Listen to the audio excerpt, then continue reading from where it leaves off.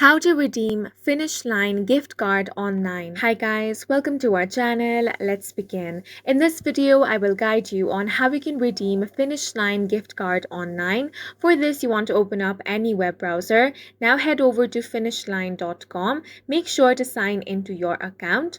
Now explore the website and find the items you want to purchase. Then you want to add these items to your bag. After you have done that, you want to click on the bag icon, which is located at the top right corner of your screen. Click on View Your Bag option. After this, you want to check out. For this, you will have to enter some details. Then click on Continue to Payment option. Here, you want to select your preferred payment method.